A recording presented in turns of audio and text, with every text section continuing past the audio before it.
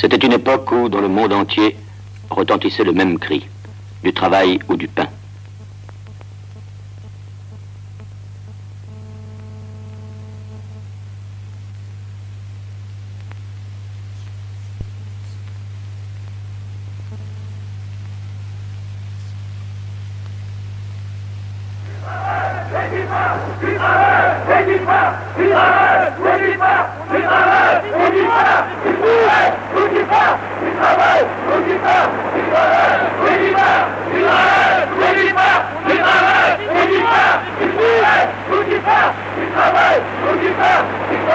Paul Nizan écrivait « C'était une époque qui rappelait la formation des guerres de religion, lorsque les granges des protestants flambaient, lorsque les hommes partaient sur les routes pour combattre. Le dimanche, sur des places qui avaient connu des siècles de tranquillité, sur des places qui, depuis des générations, n'avaient pas vu passer les ombres des révolutions, des guerres, des invasions, des bandes s'affrontaient. On faisait connaissance avec la faim, avec l'angoisse. Le désespoir avait une puissance d'explosif. Soudain, sur ces places, les pierres volaient, les chevaux galopaient, les matraques sonnaient sur les têtes, les revolvers tiraient. Les grandes villes étaient traversées par des cortèges d'ouvriers comme on n'en avait pas vu depuis des dizaines d'années. Pour la première fois depuis des dizaines d'années, ils avaient des blessés, des infirmes, des morts. Des fils, des veuves connaissaient le goût de la vengeance.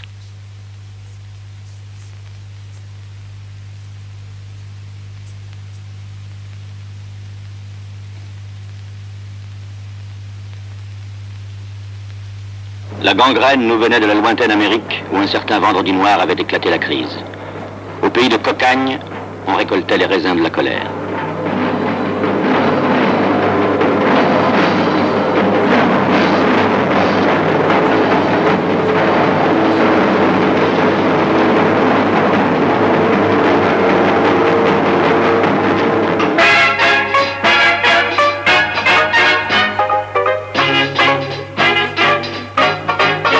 Bientôt Roosevelt vint, c'est-à-dire le charme et la nécessité de faire des miracles. Pour sauver le capitalisme du naufrage, ce patricien libéral invente un nouveau contrat social, le New Deal. Dans le folklore mécanique des Américains, la locomotive du New Deal écrasait le vieux tortillard de la crise.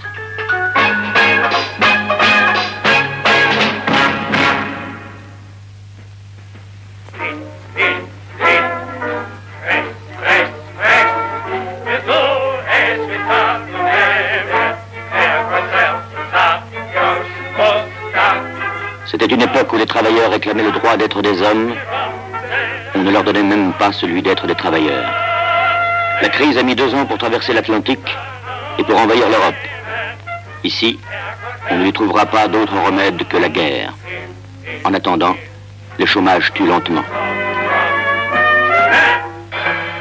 Je cherche du travail.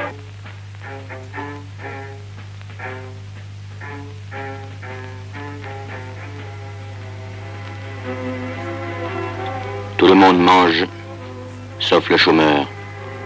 Le chômeur qui ne mange pas parce qu'il n'a rien à manger. Il est assis sur le trottoir, il est très fatigué. Depuis le temps qu'il attend que ça change, il commence à en avoir assez. Soudain il se lève, soudain il s'en va, à la recherche des autres. Des autres qui ne mangent pas parce qu'ils n'ont rien à manger. Des autres tellement fatigués. Des autres assis sur le trottoir et qui attendent que ça change et qui en ont assez. Tous les autres tellement fatigués, fatigués d'attendre. Fatigué. Jacques Prévert.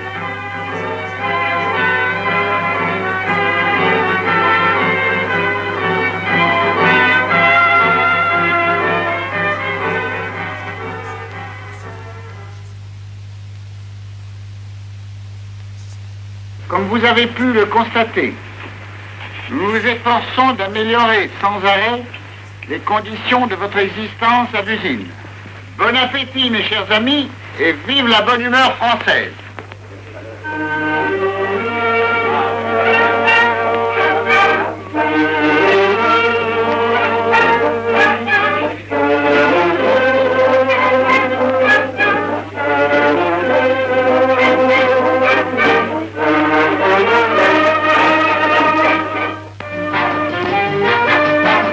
Les banlieues commencent à penser au grand soir. Les beaux quartiers continuent à penser à leur bonne soirée. L'horloge de la France est arrêtée le 11 novembre 1918. Une république fantôme, 3e du nom, expédie mal les affaires courantes. Depuis 60 ans, la France n'a pas changé de constitution. Elle se contente de changer de gouvernement. Tous les 6 mois. Le président de la République inaugure les chrysanthèmes. Le préfet de police, M. Cap, qui aime l'ordre en toute chose, introduit les premiers feux rouges et les passages cloutés. Personne ne croit plus à cette République-là, ni à droite, ni à gauche.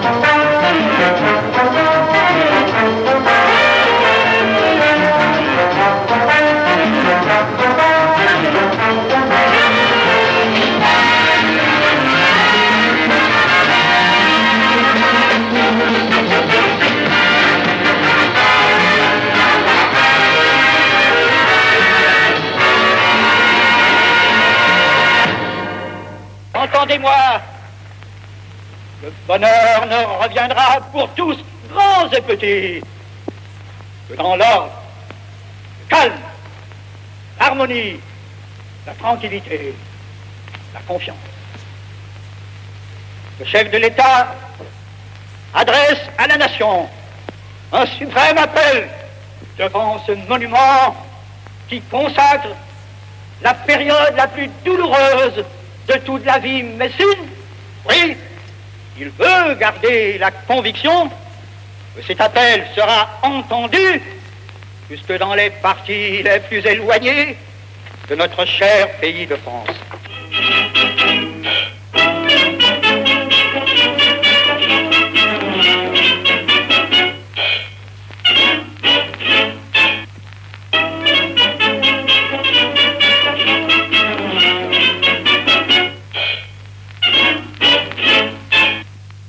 Parti radical et parlementarisme sont les deux mamelles de la France. Dans la ronde du système, les ministres sont tous de futurs présidents du Conseil, les présidents du Conseil de futurs ministres. République des francs-maçons, s'indigne la droite. République des 200 familles, accuse la gauche. République des notables, répond fièrement le centre.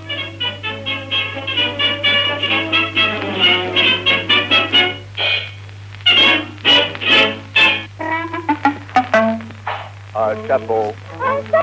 À ce chapeau. Un chapeau.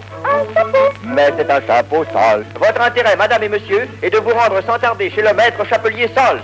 Achetez un ou plusieurs chapeaux. Hâtez-vous d'aller chez Sols, qui maintiendra ses prix jusqu'à épuisement de ses marchés.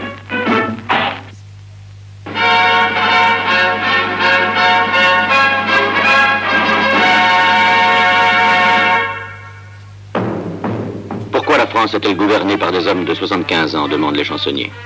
Parce que ceux de 80 ans sont morts. Il y a 50 ans que cela dure, la France paysanne et radicale conserve pieusement ces vieillards qui n'en finissent pas de célébrer une victoire usée jusqu'à la corde.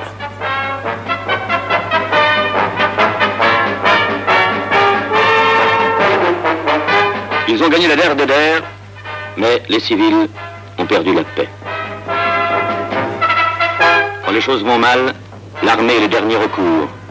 Aussi la droite cherche, parmi tous ces visages, celui d'un général ou d'un maréchal président. Même celle qui réclame un roi avec Charles Maurras devra se contenter d'un colonel. Casimir de la Roque, l'homme des anciens combattants. Son programme, travail, famille, patrie. Nous voulons la France française, nous voulons la France française. Paladin de France, debout, debout les morts. Enfant du général Boulanger, il défile en bataillon de plus en plus serré. D'abord ancien combattant, puis croix de feu, Ligue patriotique enfin. Nostalgiques de la grandeur perdue, ils ressortent petit à petit leur uniforme de la Marne et de Verdun. Béret, décoration, godillot.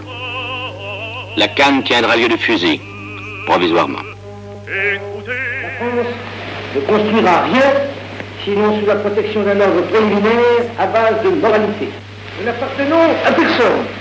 Aucune préoccupation de plaire ou de déplaire, de ménager celui-ci, de satisfaire celui-là, ne guide nos décisions. Revêtus de cette puissance, nous sommes vraiment la grande collectivité de laquelle s'élève la voix de la sincérité, de la fraternité, de l'honneur. Nous sommes vraiment le symbole de la réconciliation française.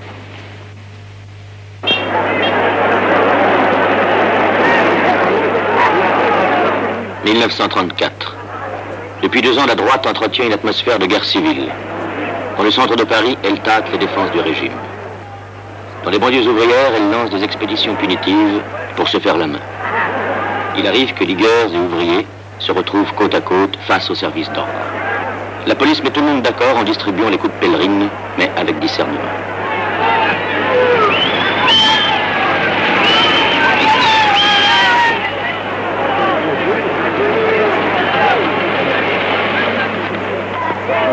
Les ouvriers sont embarqués dans les paniers à salade, tandis que les formations des jeunesses patriotes paradent au grand jour. Désormais, on ne cache plus son jeu, on jure d'abattre la République et d'exterminer la peste rouge. Je viens jurer fidélité et obéissance totale au chef que nous avons librement choisi. Nous jurons de réaliser en face des politiciens qui perdent la France l'union de la génération, de travailler pour la révolution nationale et de donner au pays les régimes et les chefs qu'il mérite. Fermez-le!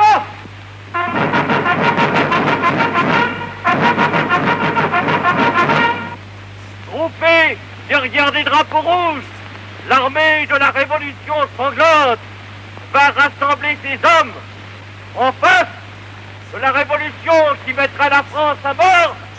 Il y a la révolution nationale qui sauvera la France. Et vous en êtes les chevaliers. Gloire à vous et merci à vous.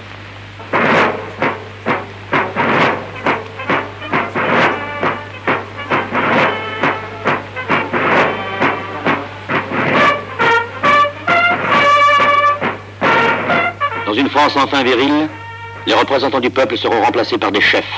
Le vote par un serment, la loi par une mystique. Pour cela, ces super patriotes adoptent la doctrine nazie et en copient toutes les modes, les bottes, le ceinturon et le salut fasciste. Ici, les rôles sont distribués. On a trouvé un maréchal-président, Hindenburg, un chef, Adolf Hitler, une mystique, le national-socialisme. À la mort d'Hindenburg, Hitler, enfin seul, prend possession de son peuple. Il rêve déjà de posséder le monde.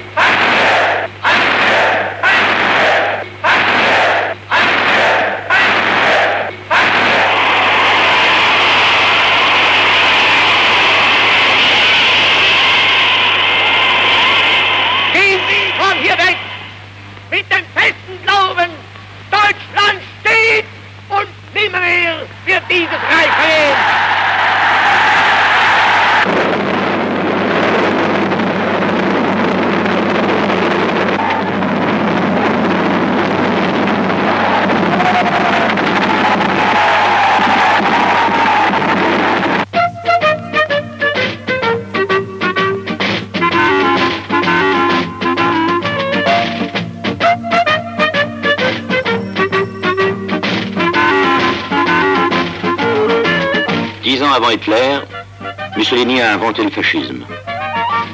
Pourtant, les Français n'arrivent pas à le prendre au sérieux.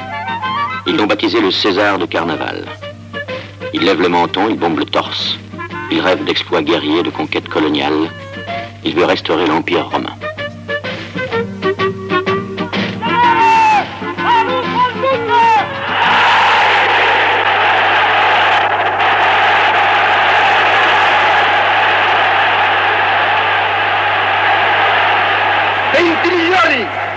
Ma un cuore solo, una volontà sola, una decisione sola. Fate il grido della sua fermissima, incrollabile decisione, riempia il cielo.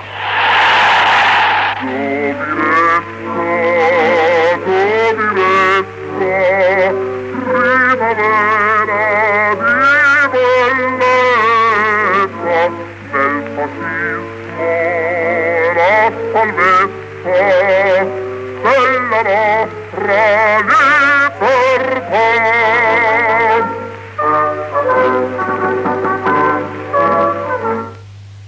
Le fascisme, c'est la guerre. Les premiers, les intellectuels l'ont compris. Les premiers, ils s'engagent. Mars 34.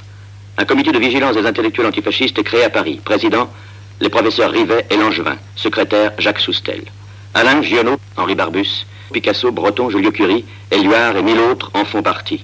Le mouvement est lancé, jusqu'au Front populaire. La légende toute neuve de la Révolution d'octobre fascine tous ces hommes écœurés par un monde qui ne sait enfanter que le chômage et la guerre. Le grand cri poussé par l'Union soviétique a réveillé tous les espoirs, déclare André Gide, qui ne manque aucune réunion et qui lève le poing avec une ferveur encore intacte. Les jeunes, Aragon, Misan, Malraux, brûlent d'un romantisme révolutionnaire. Malraux qui décrète « La bourgeoisie disait l'individu », le communisme répond « l'homme ». Il vient d'obtenir le prix Goncourt pour la condition humaine, bréviaire de toute une génération. J'ai essayé d'exprimer la seule chose qui me tienne à cœur et de montrer quelques images de la grandeur humaine. Dans les rangs des communistes chinois, écrasés, assassinés, jetés vivants dans les chaudières et détruits de toute façon, c'est pour ces morts que j'écris. Tout aussi engagés, les écrivains de droite manient le stylo comme une baïonnette et pourfendent Malraux dans Gringoire. N'y manquait jamais, avec sa figure de maniaque sexuel, dévoré de tiques, le sieur André Malraux, espèce de sous-barès bolchéviste, rigoureusement illisible, et qui soulevait pourtant l'admiration des jeunes gogos de droite à Saint-Germain-des-Prés, avec sa façon hermétique de raconter des faits divers chinois, effilochés dans un bouillon d'adjectifs. 1932-1934. 5 ministères en 18 mois. La mécanique s'affole. Un chauffeur de taxi est condamné pour avoir traité un autre d'espèce de député. Même pour la justice, c'est une insulte. Le Figaro écrit « Le pays est là de ces équipes fourbues ». Le scandale Stavisky sonne le halali.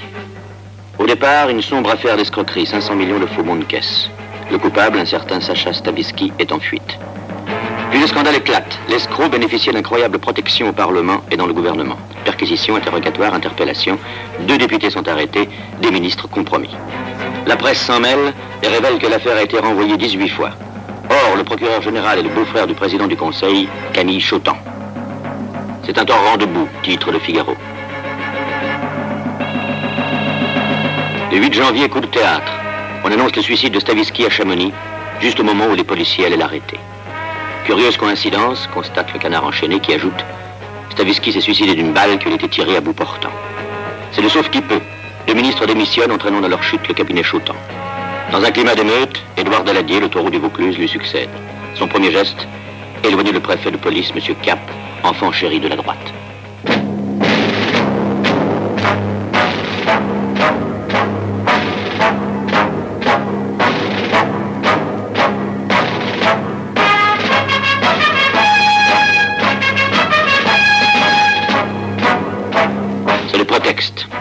Au cri de vive Cap, Daladier démission, les croix de feu et les ligues s'ébranlent pour descendre les Champs-Élysées.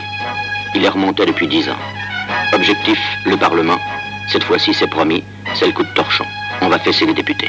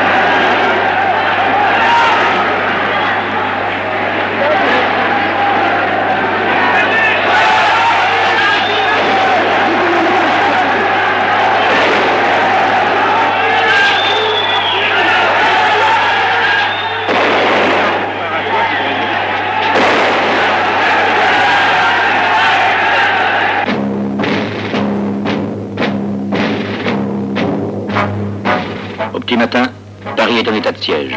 8 régiments d'infanterie, 6 de cavalerie et 5 d'artillerie prennent position dans la capitale. Toute la nuit, les vagues des manifestants étaient venus buter contre des barrages de police sur le pont de la Concorde. Les escadrons de garde avaient chargé, les manifestants avaient tranché les jarrets des chevaux à coups de rasoir. 20 morts, 1600 blessés. Au Parlement, les députés affolés avaient voté la confiance à Daladier et s'étaient enfuis en province. Le Devant le coup d'État, la République se couchait. Mais aux portes du palais Bourbon, le colonel de Larocque avait arrêté ses hommes. Les ligues pouvaient abattre le régime, elles se contentent de renverser le gouvernement. Un de plus. Daladier, taureau aux cornes d'escargot, donne sa démission.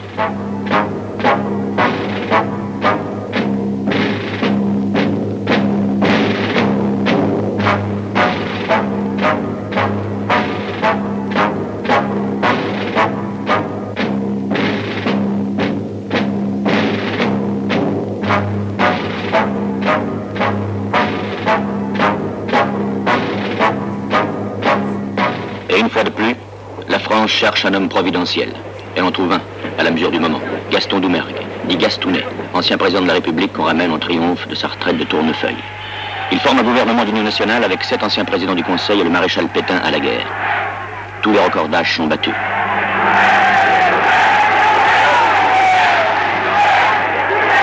Georges Bernanos exprime ses déceptions sans mâcher ses mots. Il croyait restaurer la France, ils ont ressuscité Guizot. Merde.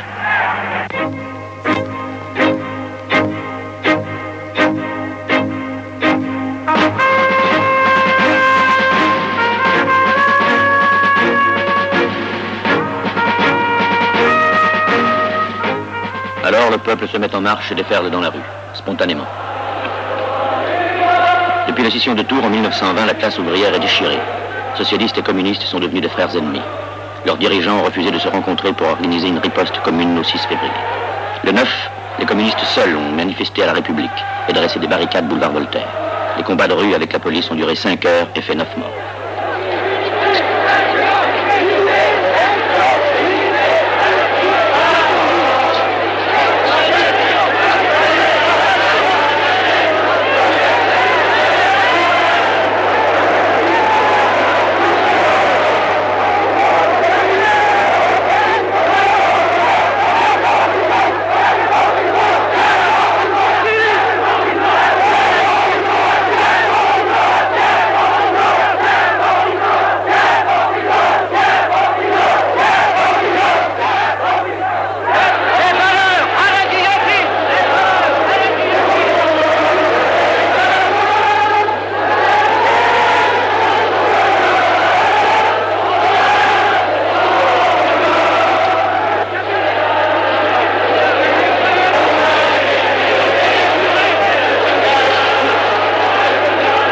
Aujourd'hui, 12 février, les socialistes défilent de Vincennes à la Nation. En débouchant sur la place, ils voient s'avancer vers eux une autre colonne, les communistes qui se sont décidés à la dernière minute. Va-t-on se battre devant le service d'ordre, comme on le fait depuis 15 ans? Les dirigeants s'approchent pour parlementer, mais de la foule s'élève un seul cri, unité.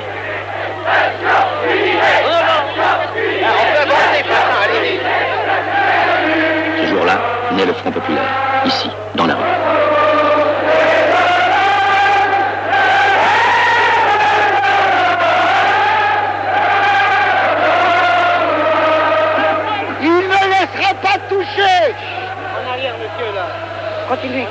Il ne laissera pas toucher à la République qui est son bien.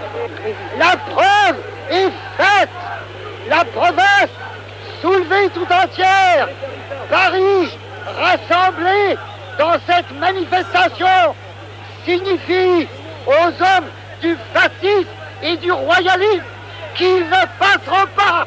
La réaction ne passera pas. Vive la République des travailleurs! Vive la liberté! Vive l'unité prolétarienne sans laquelle aucune victoire n'est possible! Vive le peuple ouvrier de Paris!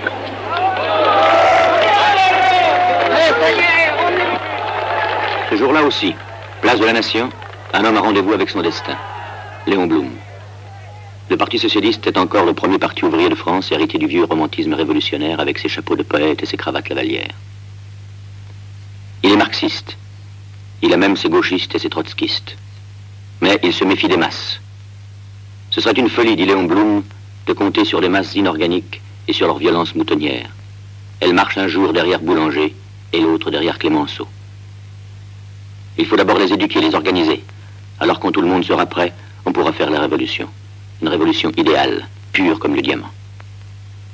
Ce jeune bourgeois normalien, conseiller d'État et critique littéraire, à la silhouette alanguie, à la voix douce, ce contemporain de Gilles et de Proust dira un jour « Je me demande parfois si j'étais fait pour être un homme politique.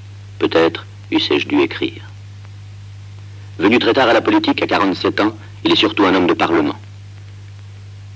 Pour ce moraliste scrupuleux et tourmenté, la fin ne justifiera jamais les moyens. Il ne se salira jamais les mains.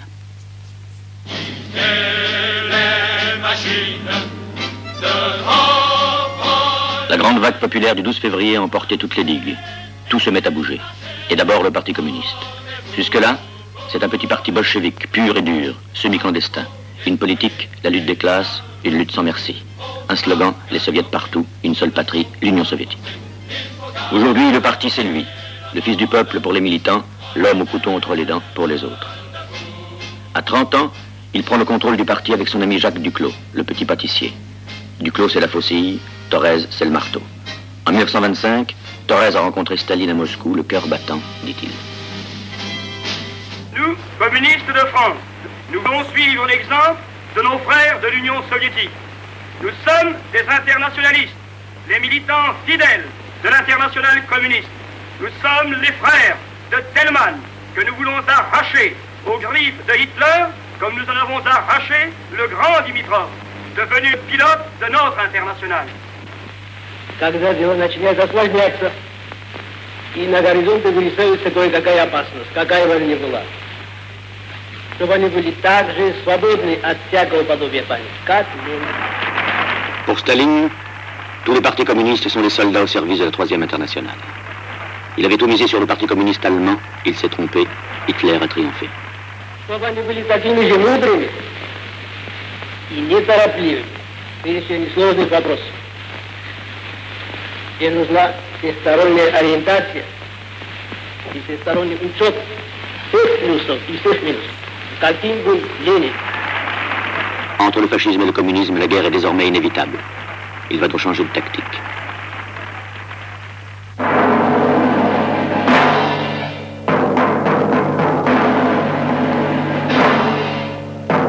L'arme à l'œil, il enterre un à tous les camarades d'octobre. Kirov, Ordzhonikidze, c'est lui qui les a fait assassiner. Dans le secret de son cœur, il a décidé le grand tournant. Premier indice, la visite à Moscou de Pierre Laval, ministre français des Affaires étrangères. L'URSS signe un pacte d'amitié et d'assistance avec la France, République bourgeoise. À l'issue de la visite, le Kremlin publie un communiqué qui stupéfie les chancelleries. Monsieur Staline approuve pleinement la politique de défense nationale de la France.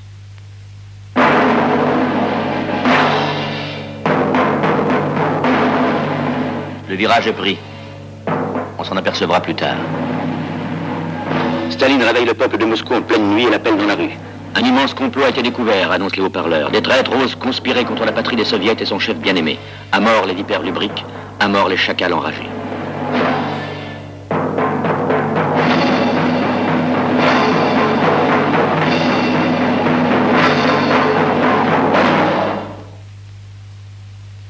Et les procès commencent, qui ne cesseront plus jamais. Tous les vieux compagnons de Lénine défilent devant le procureur général Vyshinsky, dont le nom devient sinistrement célèbre. Radek, Kamenev, Boukharine, Zinoviev, Tomsky, gauchistes, révisionnistes, réformistes, ils sont tous liquidés. Mais dès juillet 1935, c'était officiel. Au 7e congrès de l'Internationale, Dimitrov donnait pour consigne « Fini la lutte des classes, front populaire partout ». Thorez était là, il avait le feu vert. Le drapeau tricolore, symbole glorieux des luttes de nos pères, est désormais réconcilié avec le drapeau rouge qui symbolise à la fois les sacrifices et les espérances du peuple. L'Internationale a désormais retrouvé dans les cortèges populaires sa sœur aînée, la Marseillaise. La Marseillaise a jailli des entrailles de la France révolutionnaire de 1792. Elle est l'expression ardente et passionnée de la volonté révolutionnaire du peuple de France. Et le Parti communiste est fier d'avoir pris l'initiative de célébrer la mémoire de Rouget de Lille, immortel auteur du chant immortel des soldats de l'an 2. La France découvre alors un Thorez nouvelle manière, celui de la main tendue. Aux socialistes d'abord, hérétiques qu'il faut ramener au bercail, au parti radical, le plus grand des partis, dit-il, aux croix de feu même autorisés à se repentir. Tous les matins, l'humanité entonne le même refrain. Nous te tendons la main, catholique, parce que tu es notre frère. Dans le Figaro, François Mauriac frissonne. Dans ce vieux salon où j'étais seul, attentif à la voix du rossignol qui essayait de chanter dans la nuit froide, une autre voix s'éleva presque aussi douce, plus persuasive que celle de Philomène. La voix du communiste Thorez. Faut-il repousser ses deux doigts tendus par le camarade Thorez? Faut-il au contraire les serrer en fermant les yeux? Première étape, les deux centrales syndicales, la CGT de Jouot et la CGTU communiste de Benoît Frachon, fusionnent au congrès de Toulouse. Thorez paye le prix. Il applaudit Jouot qu'il traitait la veille d'assassin de la classe ouvrière. Emporté par le mouvement, Édouard Daladier et le Parti radical adhèrent au Rassemblement populaire, comme on souscrit une police d'assurance. Entre les blancs et les rouges, nous voulons demeurer les bleus, ni radicaux, ni marxistes, ni conservateurs, radicaux socialistes, et c'est assez. «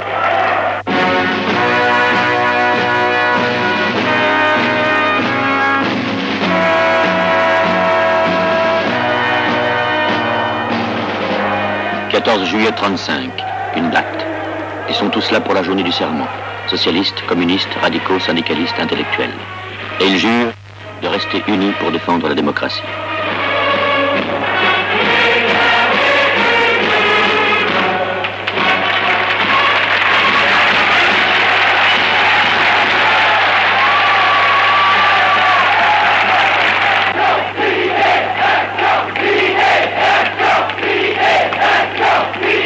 Jean-Paul Sartre et Simone de Beauvoir sont là aussi. La forêt, je la vois marcher. Une forêt touffue d'hommes et de femmes. Elle avance d'un pas lent et sublime avec un bruit sourd d'océan. Malheur à qui voudrait l'arrêter.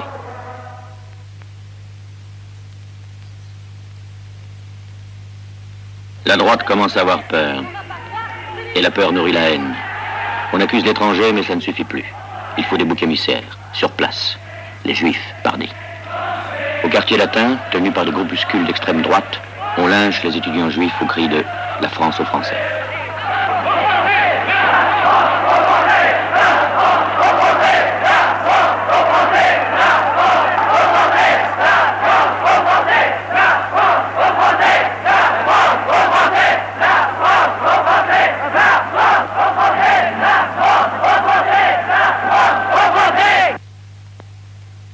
Dans l'Action française, Charles Maurras s'acharne sur Léon Blum, l'ennemi public numéro 1. Haine hystérique, hideuse. Ce juif allemand naturalisé ou fils de naturalisé qui disait aux Français en pleine chambre qu'il les haïssait n'est pas à traiter comme une personne naturelle. C'est un monstre de la République démocratique, détritus humain à traiter comme tel. L'heure est assez tragique pour comporter la réunion d'une cour martiale qui ne saurait fléchir. C'est un homme à fusiller, mais dans le dos. Boulevard Saint-Germain, les camelots du roi attaquent Léon Blum et s'acharnent sur lui. Si vous n'avez pas la guillotine, leur avait dit Maurras, vous avez bien un vieux couteau de cuisine.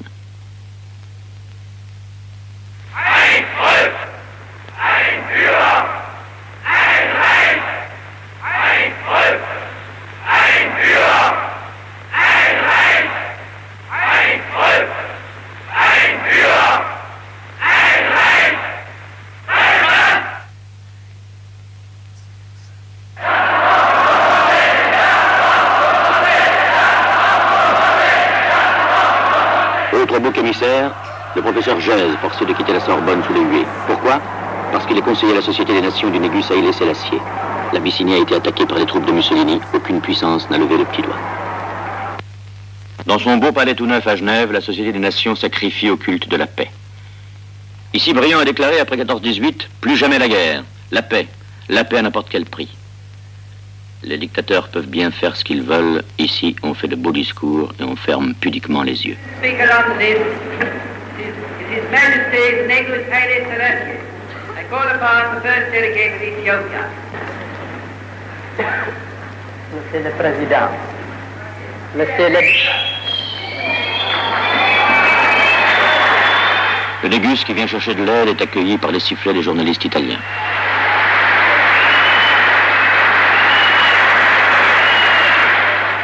Annuncio al popolo italiano e al mondo l'Etiopia è italiana. Au fond, il suffisait d'avoir de l'audace. La preuve, ni l'Angleterre ni la France n'ont bronché. Elles ne bronchent pas non plus quand Hitler réoccupe la Sarre et la Rhénanie. Nous sommes tous d'accord pour servir la cause de la paix. We are all at one in trying to serve the cause of peace. As regards peace, not only in Europe, in the whole world, nous sommes tous d'accord pour servir la paix. Wir haben nicht ihre Kolonien. Wir haben nicht all die Möglichkeiten internationaler Weltverbindungen, die diesen Staaten und Völkern zu eigen sind. Deutschland, Sieg heil! Sieg heil! Sieg heil! Monsieur Sarraut. Mais qui est ce monsieur Sarraut? A bien dit, avec un joli mouvement de menton, nous ne tolérerons pas que Strasbourg soit à portée des canons allemands. Eh bien, elle y est. Et il ne s'est rien passé. Le Canard enchaîné a simplement titré « L'Allemagne envahit l'Allemagne ».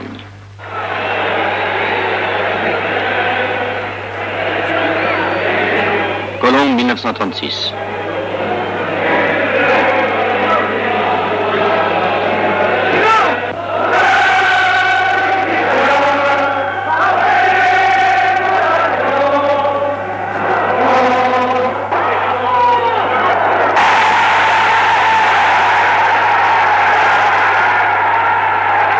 La France s'est battue 3-1, mauvais présage. Front populaire contre Front national, gauche contre droite. Le choix est simple pour les lecteurs de 1936. Une fois n'est pas coutume. Les slogans, eux, ont la vie dure. Votez Front populaire contre le fascisme, contre la guerre, contre la misère. Pour la révolution et pour la paix, faites bloc. La patrie est en danger, le Front populaire c'est Moscou, l'anarchie, la guerre civile. Français, ouvrez les yeux. Vous avez à choisir entre le drapeau rouge et le drapeau tricolore. La France va se casser en deux, se lamente le chanoine Desgranges, candidat à Vannes.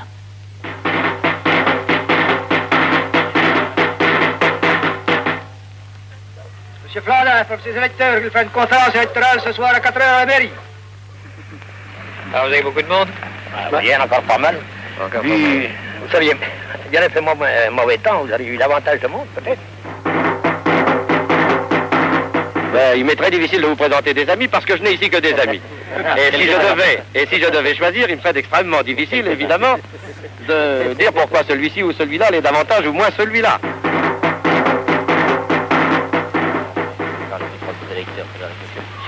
Quelques mots comme ça. Mes amis, vous savez, nous allons avoir des élections et que M. Manzel est une fois de plus candidat.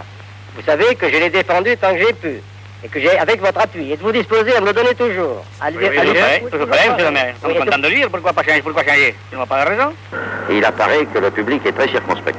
Je comprends d'ailleurs cette réserve, car le suffrage universel a en face de lui des réformistes sans réforme, des révolutionnaires sans révolution et des conservateurs qui ne conservent rien. Depuis 10 ans, elles veulent voter. Elles attendront encore 10 ans. Pourquoi voulez-vous voter? Pour protéger la femme et protéger l'enfant. Nous avons les parents. Nous avons quoi? Nous travaillons. Parfaitement. Vous faites du travail double, même. Oui, parce que moi, j'ai élevé mes deux enfants. Oui. Nous jurons de défendre les libertés du peuple et de fonder pour lui la justice qu'il attend. Nous jurons, socialistes et communistes, de travailler sans faiblir et sans nous laisser rebuter par aucun obstacle pour la cause de l'unité prolétarienne que j'aurai abolie. La France n'est pas aux Français, car elle est à 200 familles. La France n'est pas aux Français, car elle est à ceux qui la pillent. Mesdames, messieurs, venez avec nous, vous tous, jeunes, vieux, s'il vous plaît, suivez-nous. Ces gens qui sont vos ennemis, nous allons vous les montrer. Ces ennemis de votre pays, vous allez les voir évoluer. Camarades, regardez.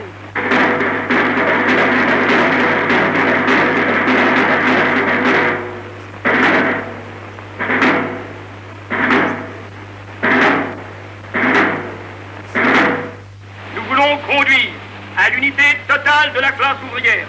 Nous voulons conduire à l'union du peuple de France, à la réconciliation de la nation française contre les 200 familles et leurs agents fascistes. En avant, pour le succès du Front populaire. En avant, sous le grand et invincible drapeau de Marx, Engels, Lénine, Staline. Suffrages exprimés 13 250 ont obtenu Bossoutrot 6 594.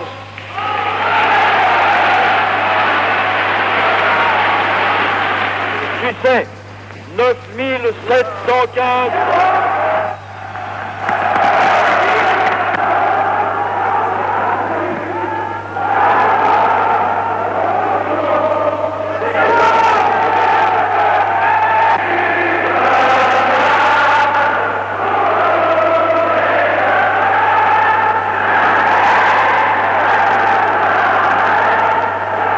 C'est la victoire, éclatante. Front populaire, 370 sièges, droite, 220. Pour la première fois, la France a voté à gauche.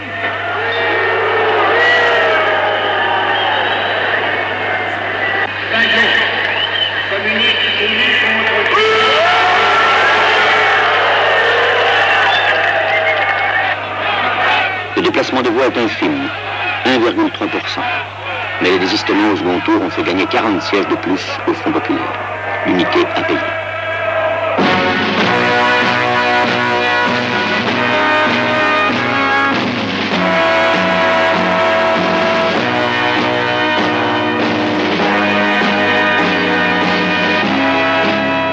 Avez-vous des nouvelles? Des nouvelles de quoi? Des nouvelles du monde, il paraît qu'il va changer. La vie va devenir très belle. Tous les jours on pourra manger, il y aura beaucoup de soleil. Tous les hommes seront grandeur naturelle et personne ne sera humilié. Jacques Prévert.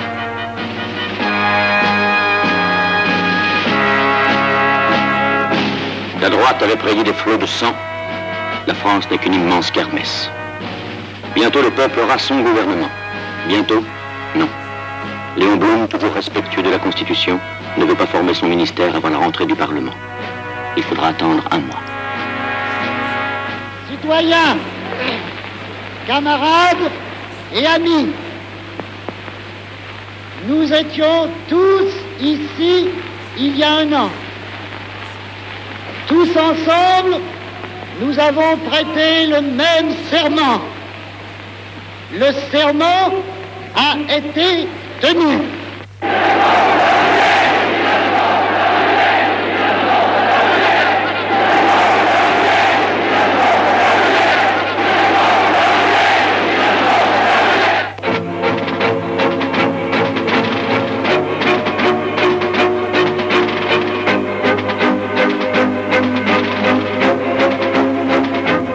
Un mois à attendre, c'est trop long.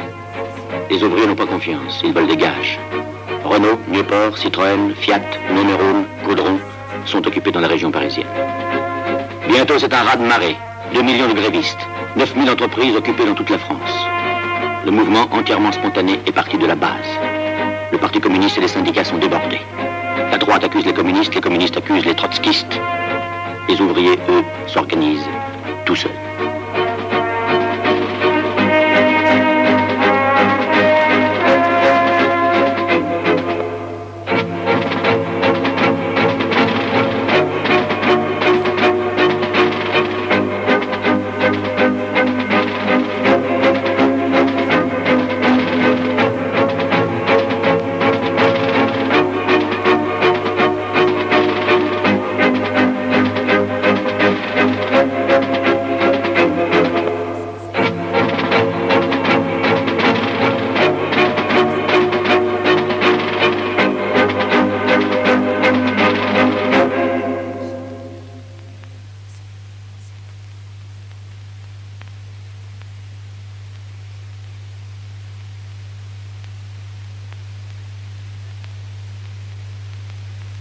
L'action française affole les beaux quartiers. Les soviets sont là. Le pavillon rouge flotte à Marseille. C'est la révolution. La preuve, les 24 heures du Mans sont annulées. Ah oui, vraiment du beau travail à l'actif du Front populaire. Le grand soir est pour demain ou, qui sait, pour ce soir.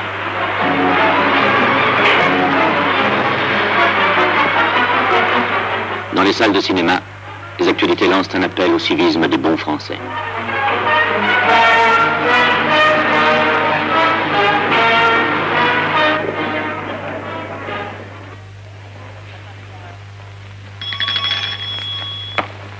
Messieurs, j'ai à vous entretenir aujourd'hui d'une maladie nouvelle, d'une terrible épidémie qui menace de s'étendre sur le monde entier. Il faut, messieurs, empêcher coûte que coûte que cette maladie mortelle ne gagne le pays tout entier. Appliquez-vous à détruire le plus dangereux des microbes connus jusqu'à ce jour, le pessimus. Songez que l'on vous guette, que l'on épie votre faiblesse. Si vous n'y prenez garde, vous provoquerez la révolution ou la guerre. C'est par votre manque de confiance que vous condamnerez l'ouvrier et le patron à la plus lamentable des misères. Certes, la société France a au cours de son existence traversé des périodes tragiques. L'ennemi que vous avez à combattre aujourd'hui, le pessimisme, est le plus sournois, le plus meurtrier de tous ceux que vous avez connus jusqu'à ce jour. Dites-vous toujours que la France est le pays le plus beau et produit d'abondance quand son sol est ensemencé dans la confiance et l'espoir.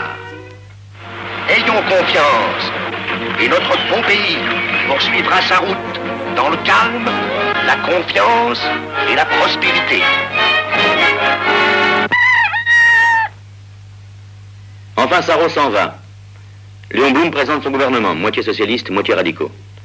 Le Parti communiste et la CGT ont refusé d'y participer, pour ne pas effrayer les bourgeois, disent-ils. Léon Blum aurait pu constituer un gouvernement socialiste homogène. Il n'a pas voulu, ou pas osé. Les radicaux contrôlent la guerre et les affaires étrangères. Il va bientôt le regretter. Première innovation qui fait scandale, 3 femmes ministres, dont Irène Joliot-Curie. Une seconde innovation prophétique, mais qui à l'époque fait ricaner, un ministre des loisirs, Léo Lagrange. À part cela, un gouvernement comme les autres. Trop même, au goût de certains. Le gouvernement de Front Populaire agira dans le cadre de la société actuelle, mais avec la volonté délibérée d'en extraire tout ce qu'elle peut comporter d'ordre, de sécurité, de bien-être et de justice. Dès le départ, Léon Blum annonce la couleur. Il sera le gérant loyal de la société capitaliste. Depuis 1925 déjà, il a exposé sa théorie sur la différence entre l'exercice du pouvoir et la conquête du pouvoir. Cette fois-ci, dit-il, nous exerçons le pouvoir. Nous ne l'avons pas conquis.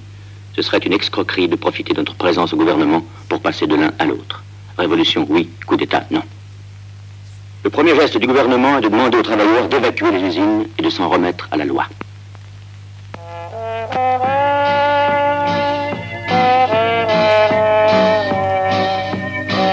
Les difficultés commencent, note le socialiste Braque. À Paris, les cafés et les restaurants sont fermés. On fait la queue devant les rares magasins d'alimentation ouverts. Vieux réflexe, on stocke l'huile et le sucre. On envoie les femmes et les enfants à la campagne. On expédie les capitaux en Suisse. Il n'y a plus une goutte de mazout. Demain, les boulangeries n'auront plus de pain.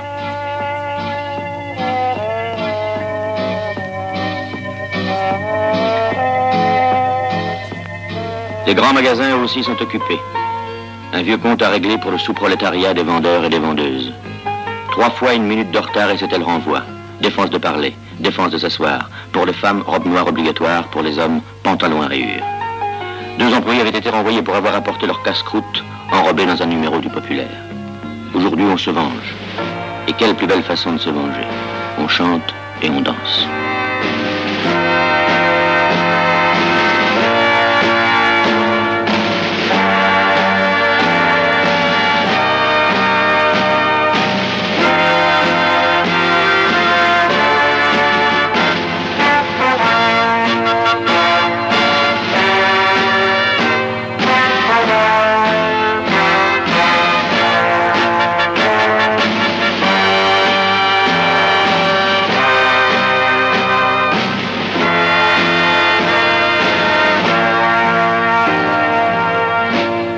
C'était une époque où les ouvriers pouvaient passer 10 ans dans une usine sans jamais voir son visage.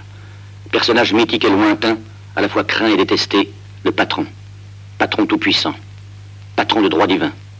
Il circulait rarement dans les ateliers, le chapeau vissé sur la tête, menace silencieuse, et ne parlait jamais qu'au contremaître. Enfin, il le voyait de près, grandeur nature. Il était pâle, ses lèvres trahissaient l'émotion, son regard alla vers la cinquantaine de visages attentifs qui se dressaient devant lui.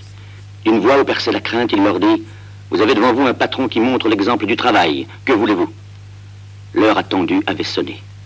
Avec quelque solennité, le délégué des grévistes parla des souffrances endurées dans les ateliers ouverts à tout vent, du manque d'hygiène et de sécurité, des salaires de misère et aussi, et surtout, des offenses à leur dignité. C'était comme une délivrance, autant une confidence qu'un réquisitoire. Les revendications avaient été consignées sur une feuille de papier. Déconcerté, le patron interrogea. « Qu'allez-vous faire ? Occupez les ateliers en attendant votre réponse. » Le patronat est désemparé. Son représentant, Lambert Ribaud, téléphone à Léon Blum. Nous sommes prêts à négocier. Le 7 juin à 15h, les discussions s'engagent entre patrons et ouvriers sous la présidence de Léon Blum. À 1h du matin, les accords Matignon sont signés. Pour une fois, on a fait vite.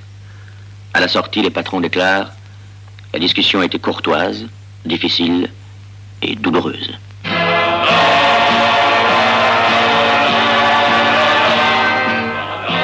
Ce n'est pas une victoire, c'est un triomphe, titre le populaire. 12% d'augmentation de salaire, la semaine de 40 heures, 15 jours de congés payés, le droit syndical reconnu. Les cortèges partent à travers la ville annoncer la bonne nouvelle.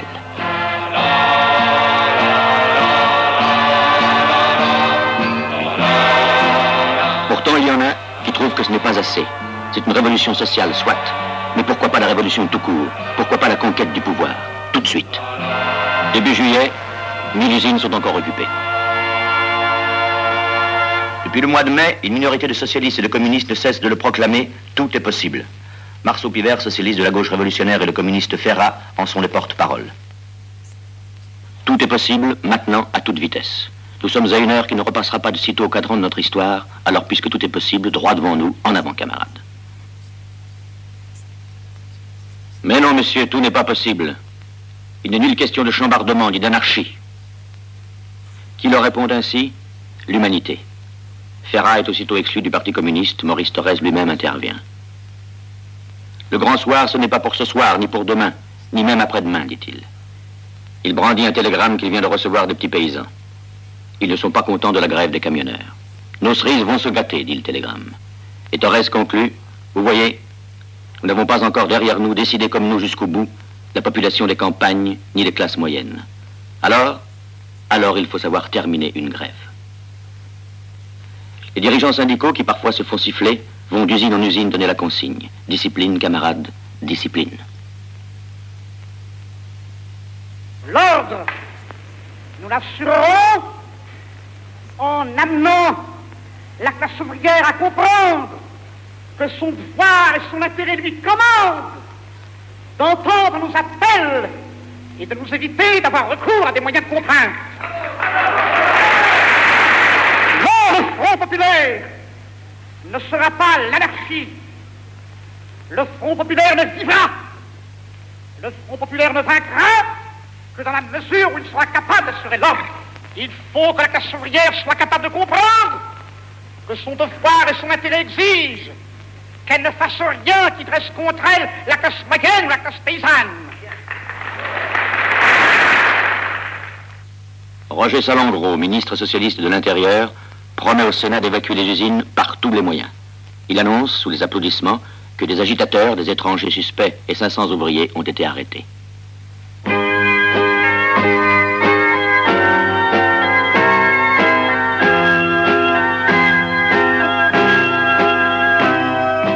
Lentement, et comme un regret, le travail reprend. Pourtant, fin juillet, 300 usines sont toujours occupées. Chez Peugeot à Montbéliard, les ouvriers dressent des barricades et la grande flambée de juin 36 mettra des mois et des mois à mourir, étouffés sous la cendre. Sont-ils déçus? Ils n'ont pas le temps de l'être. La révolution n'a pas eu lieu, mais le Front populaire continue. Après la fête des grèves, c'est la fête des congés payés.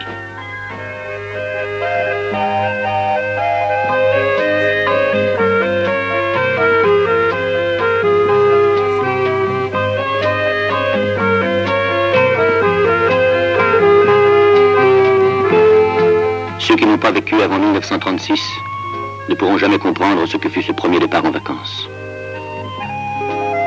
Un vieil ouvrier écrivait à Léon Blum, « Merci, grâce à vous, j'ai vu la mer avant de mourir. » Une petite fille lui envoyait une carte postale de Bretagne, « Merci, grâce à vous, je connais mes grands-parents. » À Matignon, Racamon avait dit au patron, « Vous comprenez, c'est comme s'ils avaient été au tombeau jusqu'à aujourd'hui. Ils ont soulevé la pierre tombale et ils voient la lumière. »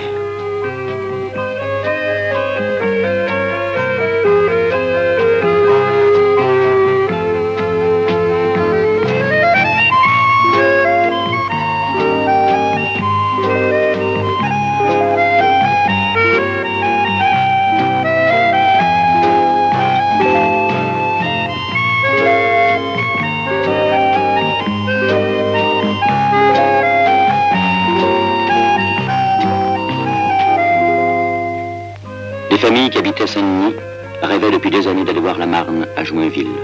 Pour elles, c'était l'autre bout du monde.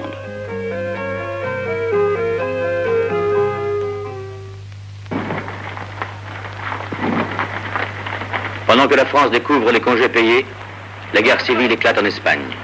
Ici aussi, tout a commencé avec le Front populaire. Mais une rébellion militaire, dirigée par le général Franco, décide d'en finir avec une république trop à gauche.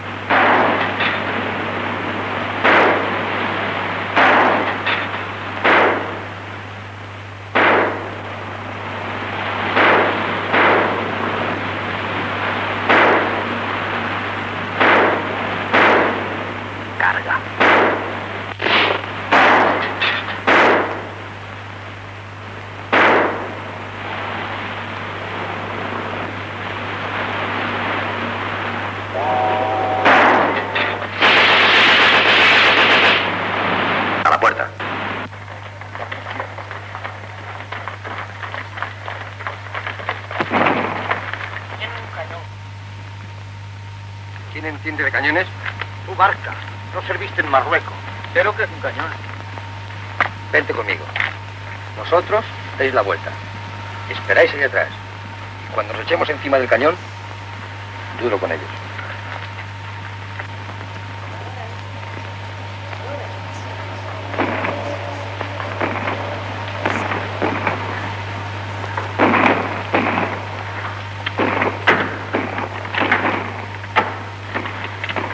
¿Listo? Parece que sí. Aún a toda velocidad, si entras de costado contra cualquier cosa, no te matas siempre. ¿Y marras el cañón?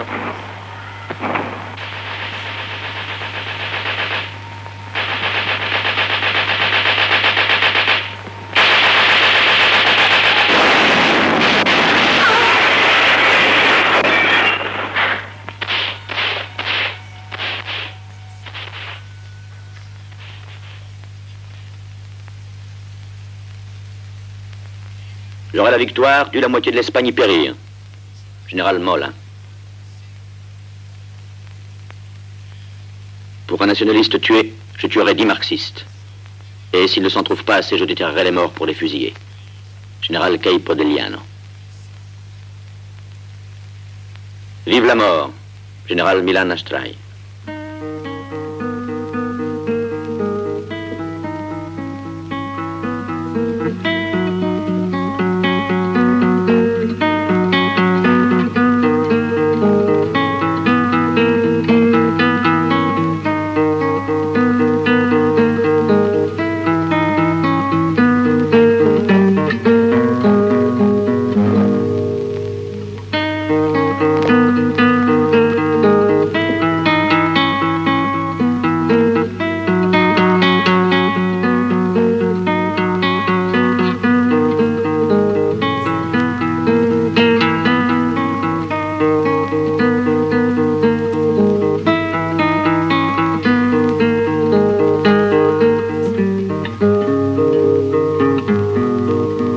C'est l'hiver, l'exode et le froid, ni demeure, ni cimetière. Peuple et soldats mêlant leurs pas, femmes portant leur nouveau-né. Nous les avons vus remonter comme un sanglot aux Pyrénées, et tout ce grand piétinement de guenilles à la frontière. Aragon. La guerre d'Espagne casse la France en deux. Le premier réflexe, c'est la peur. Herriot dit à Blum, mon grand, Ne te mêle pas de cette affaire, c'est trop dangereux. Le parti radical et radical-socialiste, conscient de ses devoirs envers la République et envers la France, ne veut à aucun prix ni de la guerre étrangère, ni de la guerre civile, il n'en veut pas.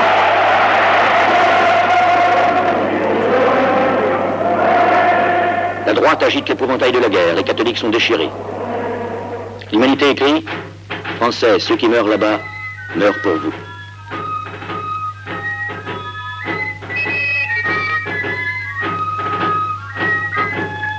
Quelques dizaines de volontaires partent à travers l'école des Pyrénées au secours de la République espagnole et forment les brigades internationales. Les deux premiers sont français, Marius Brunan, comptable, et Aimé Turel, décolleteur chez Berliet.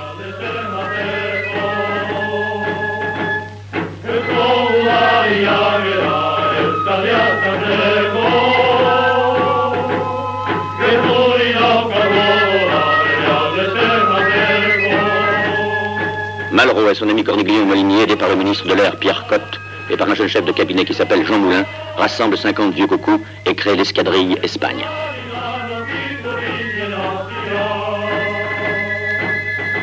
Staline envoie beaucoup de matériel mais peu d'hommes, 3000 spécialistes de l'armée rouge, des tankistes comme Malinowski et des pilotes comme Zakharov. Cette révolution espagnole est décidément trop anarchiste pour son goût. Que va faire le gouvernement du Front populaire? Dans l'écho de Paris, Raymond Cartier révèle que des émissaires de Madrid sont à Paris, que le gouvernement s'apprête à livrer en secret des armes aux républicains espagnols. Le chèque est déjà déposé au ministère de la Guerre. C'est un tollé général. Les radicaux menacent de démissionner. Baldwin, le Premier ministre anglais, téléphone directement au président Lebrun. Si Hitler saisit ce prétexte pour déclencher la guerre, l'Angleterre restera neutre. Au dernier moment, la livraison d'armes aux Espagnols est annulée. L'envoyé de Madrid, José de la Sueur, est convoqué chez Léon Blum. Le lendemain matin à 7 heures, dans l'appartement du président Blum, je sus de façon détaillée ce qui s'était passé. Il me l'a pris lui-même en pyjama, les yeux pleins de larmes. Le président Blum me dit textuellement, « Nous sommes des salauds si nous ne tenons pas nos promesses, et comme nous ne pouvons pas le faire, nous autres socialistes, nous allons quitter le gouvernement. Il y a conseil de ministres cet après-midi avec le président de la République. Je vais démissionner. » Je retournai aussitôt à l'ambassade et fis part de cette nouvelle à l'ambassadeur et à Fernando de los Ríos. Tous deux furent d'avis qu'il était absolument nécessaire que le gouvernement Blum continuât. Quant à moi, je m'opposais énergiquement à cette solution. Bien à contre-cœur, je me rendis au ministère de la Guerre et repris le chèque. J'allai voir Léon Blum à son domicile et j'ai déchiré le document en signe de notre renoncement. Je ne manquai pas de raconter au président ce qui s'était passé. Avec un triste sourire et baissant beaucoup la voix, il me répondit « Je crois que vous aviez raison. » Voilà ce dont j'ai connaissance et que j'autorise à publier où bon semblera. Le martyre de Léon Blum commence. Je n'en vis plus, dit-il à Pietro Nenni. Il court à Londres, à Genève. Finalement, il propose un pacte de non-intervention. Les Anglais applaudissent des deux mains, les Russes s'y rallient, Hitler et Mussolini signent tous les chiffons de papier qu'on voudra. Les dictatures, elles, n'ont pas tant de scrupules. Mussolini envoie 120 000 Italiens à son ami Franco, et Salazar 20 000 Portugais. Quant à Hitler, qui fait toujours bien les choses, il offre aux nationalistes l'arme qui leur donnera la victoire, l'aviation. Les pilotes allemands de la Légion Condor, qui bombarderont un jour Varsovie, Londres, Coventry, Amsterdam, se font la main sur Madrid. Et le 26 avril 1937, sur la petite ville de Guernica, ils inventent le bombardement de terreur.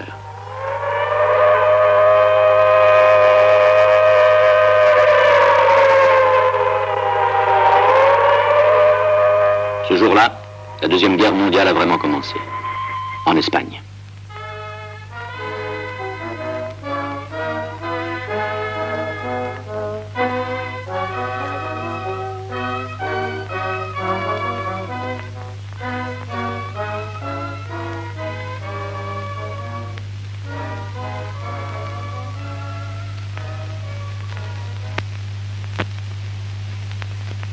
Le peuple ne comprend pas. Il ne comprend pas pourquoi le Front populaire abandonne le Frente Popular. Dans Irun encerclé, les miliciens ont tiré à blanc toute la nuit, attendant en vain 2 wagons de munitions arrêtés à la frontière par les douaniers français. Au matin, Irun est tombé.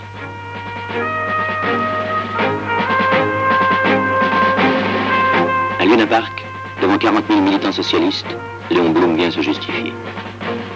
Est-ce qu'il y y a un seul d'entre vous qui puisse croire de moi que 3 mois d'exercice du pouvoir ait fait de moi un homme autre que celui que vous connaissez depuis tant d'années? Vous savez bien que je n'ai pas changé et que je suis toujours le même. Est-ce que vous croyez qu'il y ait un seul de vos sentiments que je ne comprenne pas et que je n'éprouve pas? Croyez-vous, quand je lisais comme vous, dans les dépêches, le récit de la prise d'Irun et de l'agonie des derniers miliciens, est-ce que vous croyez par hasard que mon cœur était moins déchiré que le vôtre?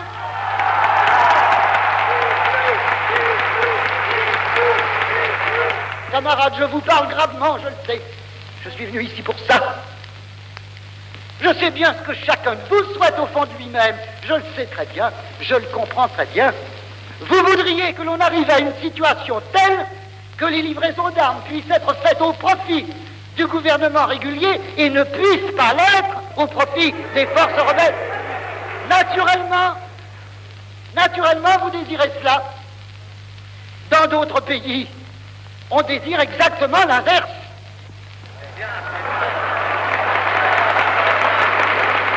Si on me demande de revenir sur la position du gouvernement et de déchirer le papier que nous avons signé, aujourd'hui comme hier, je réponds non. Cela ne serait possible que si nous étions devant la certitude prouvée que la signature d'autres puissances a été violée. Nous ne pouvons pas retirer la nôtre.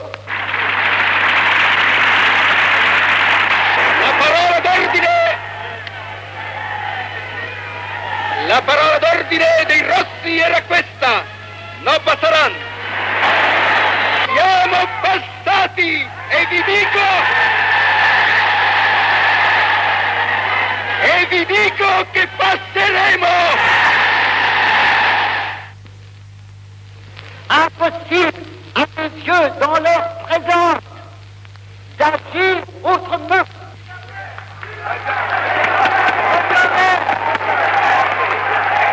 Je n'admettrai jamais que la guerre soit inévitable et fatale jusqu'à la dernière limite de mon pouvoir et jusqu'au dernier souffle de ma vie, s'il le faut. Je ferai tout pour la détourner de ce pays. Vous m'entendez bien? Tout pour écarter le risque présent de guerre. La guerre est possible quand on l'admet comme possible, fatale quand on la proclame fatale. Et moi, jusqu'au bout, je me refuse à désespérer de la paix et de l'action de la nation française pour la pacification.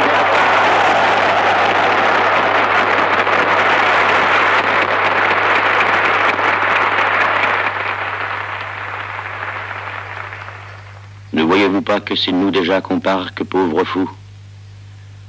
Ne sentez-vous pas dans vos bras ce fait d'ombre et de lassitude? C'est à toi qu'on prend les fusils, ô ma patrie, au vent du sud.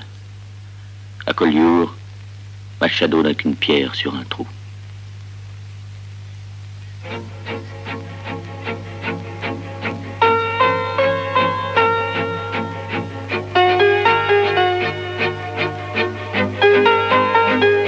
La rentrée d'automne est mélancolique.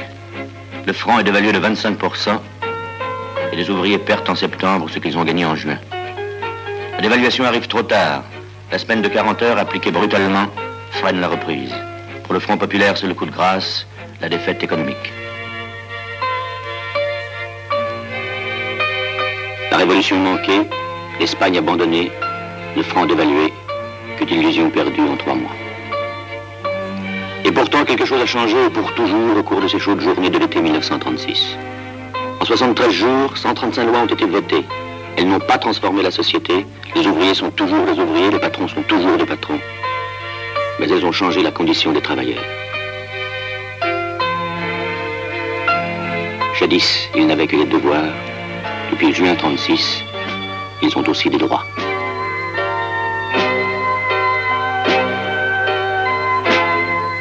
Ils vont tous se retrouver une dernière fois pour l'enterrement du ministre de l'Intérieur, Roger Salengro. Une campagne de presse l'accusait d'avoir déserté pendant la guerre de 14-18. Ses nerfs ont lâché, il s'est suicidé. Ce sont vraiment leurs illusions qu'ils enterrent ce jour-là. Avant un an, Torres traitera Blum de fusilleur de la classe ouvrière. Avant 2 ans, Daladier jettera les amis de Torres en prison. Avant 4 ans, la Chambre du Front Populaire votera les pleins pouvoirs à Pétain. En mars 37, Blum démissionne. Il y aura encore 2 gouvernements dits de Front Populaire, mais le ressort est cassé depuis longtemps.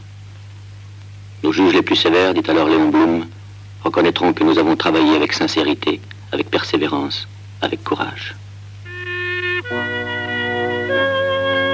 Et le petit ballet de la Troisième République peut enfin reprendre son cours interrompu.